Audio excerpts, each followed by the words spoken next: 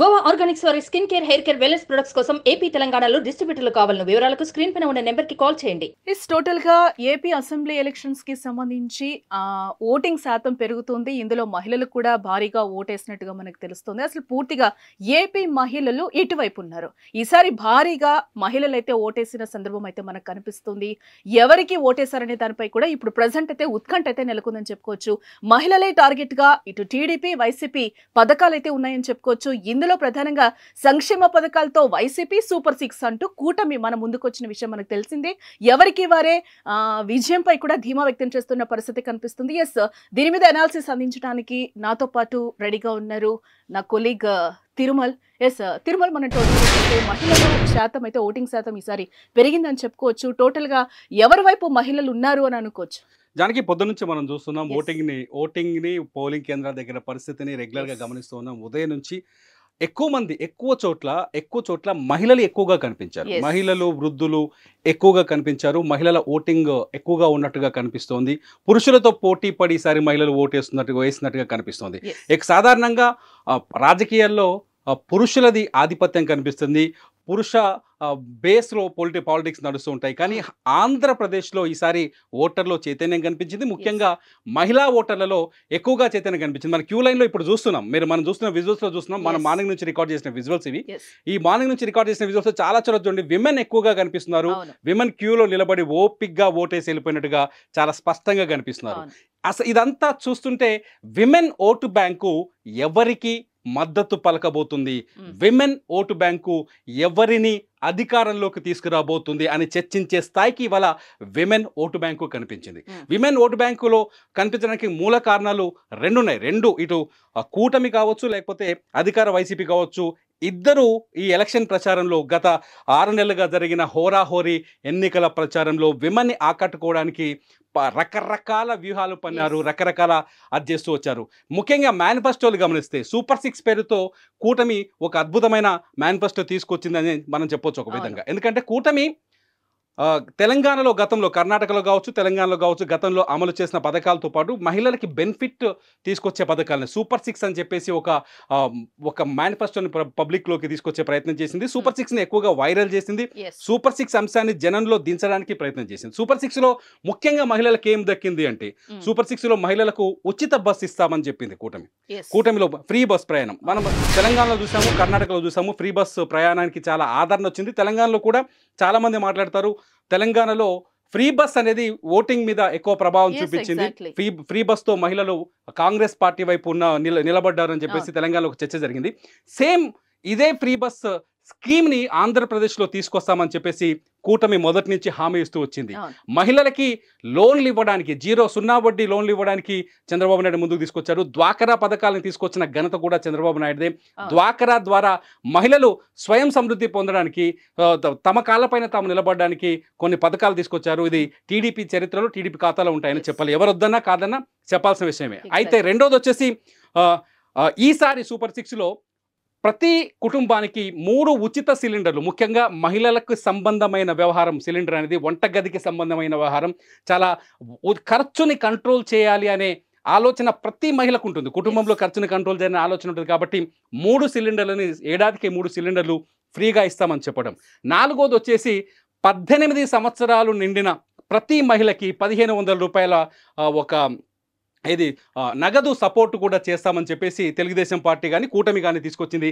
ఈ పథకాల్ని ప్రచారం చేయడానికి చాలా ప్రయత్నం చేశారు. ఇది పబ్లిక్లోకి తీసుకుపోవడానికి కానీ జనాన్ని కన్విన్స్ చేయడానికి కూటమి కూడా తీవ్రంగా ప్రయత్నించింది. కాకపోతే సేమ్ టైం ఇదే సమయంలో మనం వైసీపీ వైపు వస్తే, అధికారంలో ఉన్న వైసీపీ వైపు వస్తే మొదటి నుంచి వాళ్ళు మహిళా ఓటు బ్యాంకుని నమ్ముకొని ఉన్నామని చెప్పుకుంటూ వస్తున్నారు. వైసీపీ నేతలు, వైసీపీకి అనుకూలంగా ఉండే రాజకీయ విశ్లేషకులు కావచ్చు, వైసీపీకి అనుకూలంగా ఉండే మీడియా కావచ్చు, మహిళల్ని టార్గెట్ చేస్తూ, అంటే జగన్మోహన్ రెడ్డి స్పీచ్లో మనం చాలాసార్లు చూసాం, అక్క చెల్లెమ్మలు అని చెప్పేసి మొదటి నుంచి చెప్పుకుంటూ వస్తారు. అక్క చెల్లెమ్మల అంశం పైన ప్రతిపక్షాల నుంచి విమర్శలు కూడా వచ్చాయి.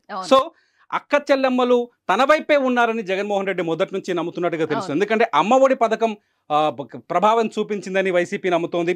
దాంతోపాటు 0 వడ్డీకి రుణాలు ప్రభావం చూపించిందని నమ్ముతుంది. ఈసారి మేనిఫెస్టోలో కూడా అమ్మఒడిని తీసుకుని ఉంచారు. వాళ్ళు మేనిఫెస్టోలో పెద్ద మార్పులు చేయలేదు, మేనిఫెస్టోలో బెనిఫిట్స్ని పెంచారు. రెండోది వచ్చేసి 0 వడ్డీ రుణాలు ఇస్తామని చెప్పారు. అట్లాగే ఇళ్ల పట్టాల పంపిణీ కూడా అక్క చెల్లెమ్మల పేరు మీద చేస్తామని చెప్పారు. ఇవన్నీ మహిళలని ఆకట్టుకోవడానికి తీసుకొచ్చిన ప్రచారంగా మనం భావించవచ్చు ఎన్నికల్లో. సో ఇవన్నీ కూడా మహిళల్లో మొత్తంగా ఆంధ్రప్రదేశ్లో 2 వర్గాల నుంచి, ఇటు అధికార వర్గం నుంచి కావచ్చు, అధికార వర్గంతో పోటీకి వచ్చిన కూటమి నుంచి కావచ్చు, ఇటు కూటమి కావచ్చు, వైసీపీ కావచ్చు, మహిళల్ని ఆకట్టుకోవడానికి ఎక్కువగా ప్రయత్నం చేసిందని మాత్రం మనం ఖచ్చితంగా భావించాల్సి ఉంటుంది. ఈ నేపథ్యంలోనే మనం అనుకున్నట్టుగానే చూస్తున్నాం, విజువల్స్లో చూస్తున్నాం, మనం ఇంతకుముందుకు అనుకున్నట్టుగానే మహిళల్ని ఈ అంశాలు పోలింగ్ బూత్ దగ్గరికి తీసుకొచ్చాయని మనం చెప్పొచ్చు. ఎందుకంటే ఆంధ్రప్రదేశ్లో ఓటింగ్ పర్సంటేజ్ మనకు ఇంకా మారే అవకాశం చాలా స్పష్టంగా కనిపిస్తుంది. ఇప్పటికి పోలింగ్ ముగిసింది కానీ పోలింగ్ పర్సంటేజ్ పెరిగే అవకాశం కనిపిస్తోంది. ఎక్కువగా మహిళలు పొద్దు నుంచి పోలింగ్లో పాల్గొన్నట్టుగా మనకు అర్థమవుతోంది. రాజకీయ పార్టీలు కూడా నిజం చెప్పాలంటే మహిళా ఓటు బ్యాంకు విషయంలో కానీ, మహిళల ఓట్ల పట్ల కానీ ఇటు కొద్దిసేపటి క్రితమే టీడీపీ అధినేత చంద్రబాబు నాయుడు థ్యాంక్స్ చెప్పారు ఆంధ్రప్రదేశ్ ఓటర్లకి. ఎందుకంటే ఇంత ఘనమైన సపోర్ట్ చేస్తారని, ఇంత చైతన్యవంతంగా ఓటింగ్ చేస్తారని మేము ఎక్స్పెక్ట్ చేయలేదు. చాలా బాగా ముందుకు వచ్చారు, చాలా బాగా ఓటింగ్లో పాల్గొన్నారు. పొద్దు నుంచి కొన్ని చోట్ల చూడాలంటే పురుషులు కూడా ఈసారి ఓటింగ్ మొత్తంగా పురుషులు కూడా ఎక్కువగా ఉన్నారు కానీ మహిళలు ఎక్కువగా కనిపిస్తున్నారు మనకు.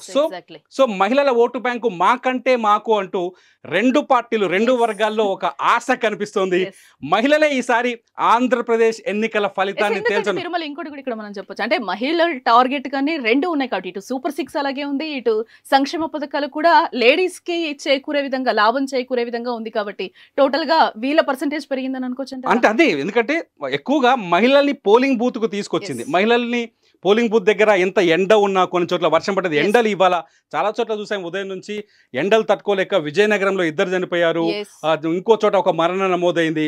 కొందరు పోలింగ్ బూత్కి వచ్చిన ఒక అతను గుండెపోటుతో చనిపోయారు. విజయనగరంలో మాత్రం ఎండ వడదెబ్బ గట్టి కొట్టినట్టుగా మనకు కనిపించింది.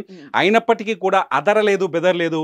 మహిళలు చాలా చైతన్యవంతంగా ముందుకు వచ్చారు. ఈసారి మహిళలు ఆంధ్రప్రదేశ్ నుదుటి రాతను రాయబోతున్నారా, కొత్తగా తిప్పి రాస్తున్నారా, కొత్త ప్రభుత్వానికి ఎవరు మహిళలే శ్రీకారం చుట్టబోతున్నారా అనే భావన కలిగే విధంగా ఉంది.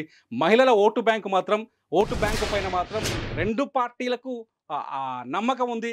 2 పార్టీలు ఆశగా ఎదురు చూస్తున్నాయి. ఖచ్చితంగా మహిళలు తమ వైపే ఉంటారని చెప్పి. ఎందుకంటే టీడీపీ తీసుకొచ్చిన ఉచిత బస్సు కావచ్చు, 3 సిలిండర్లు కావచ్చు, నెలకు 18 ఏళ్ళు నిండిన వారికి నగదు సపోర్ట్ కావచ్చు, ఇటు వైసీపీ తీసుకొచ్చిన అమ్మఒడి కావచ్చు, లేకపోతే అక్క చెల్లెళ్ళ పేరు మీద ఇల్లు ఇస్తామని చెప్పడం కావచ్చు, ఇవన్నీ చూసే ఆల్మోస్ట్ ఎంత వద్దనుకున్న రాజకీయ వైరం వేరుండొచ్చు, రాజకీయ పార్టీల మధ్య విభేదాలు వేరుండొచ్చు, కానీ ఓటు దగ్గరకు వచ్చేసరికి మాత్రం వర్గాల వారీగా ఆకట్టుకోవడానికి మేనిఫెస్టోలు తయారు చేస్తాయి.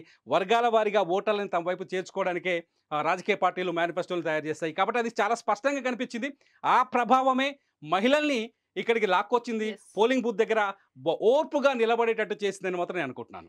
ఎస్ రైట్, మీరు చెప్పినట్టు మీ అనాలిసిస్ ప్రకారం అయితే మహిళలందరూ కూడా బూత్కి వెళ్ళిన పరిస్థితి కనిపిస్తుంది, ఓటు బ్యాంకు పెరుగుతుందని కూడా తెలుస్తుంది. ఎస్, మహిళలే ఎక్కువ వేశారు కాబట్టి మనం అనుకోవచ్చు ఇప్పుడు పెరుగుతుంది, ఓటింగ్ పర్సెంటేజ్ పెరుగుతుందని మనం అనుకుంటున్నాము. 80% దాటే అవకాశం ఉందని మనం అనుకుంటున్నాము. ఎక్కువ శాతం ఓటేసిన వాళ్ళు మహిళలు ఎక్కువగా ఉండొచ్చు. ఇంకో విషయం ఏంటంటే ఇక్కడ మహిళలతో పాటు ఇంకో అంశాన్ని మనం ఇక్కడ చర్చించాల్సిన అవసరం ఉంది. ఈసారి యువతలో చైతన్యం చాలా స్పష్టంగా కనిపించింది. యూత్ ఎక్కువగా ఈసారి ఆంధ్రప్రదేశ్ ఎన్నికల్లో పాల్గొన్నది. యూత్ కూడా డిసైడింగ్ ఫ్యాక్టర్గా మారబోతుంది. యువత మధ్యలో ఉన్న ఆ నాయకుడు ఎవరిని ముఖ్యమంత్రి పీఠం పైన కూర్చోబెట్టాలనే ఆలోచన యువతలో కూడా కనిపించింది. సో యువత ఓటు బ్యాంకు, మహిళల ఓటు బ్యాంకే ఈసారి కీలకంగా రిజల్ట్ చెప్పబోతున్నాయని మాత్రం మనం ఒక అనాలిసిస్ చేయొచ్చు. వీళ్ళిద్దరి ప్రభావం, ఈ 2 వర్గాల ప్రభావం ఖచ్చితంగా పోలింగ్ బాక్సుల పైన, ఈవీఎం మిషన్ల పైన ఉందని మాత్రం ఉన్నాయి. కాబట్టి మనం చూడాలి, మీరు చెప్పినట్టు ఇవన్నీ నిజమవ్వాలి. మహిళలందరూ కూడా ఎవరికి ఫిక్స్ అయ్యి ఉన్నారో చూడాలంటే జూన్ 4 వరకు కూడా వెయిట్ చేయాల్సిందే. సంక్షేమ పథకాలతో వైసీపీ, సూపర్ 6 తో కూటమి అంటుంది కాబట్టి మహిళల పర్సంటేజ్ పెరిగింది కాబట్టి రిజల్ట్ వచ్చే వరకు అయితే మనం వెయిట్ చేయాల్సిందే జూన్ 4 వరకు. సుమన్ టీవీలో మీ పర్సనల్ అండ్ బిజినెస్ ప్రమోషన్స్ కోసం కింది నెంబర్కి కాంటాక్ట్ చేయండి.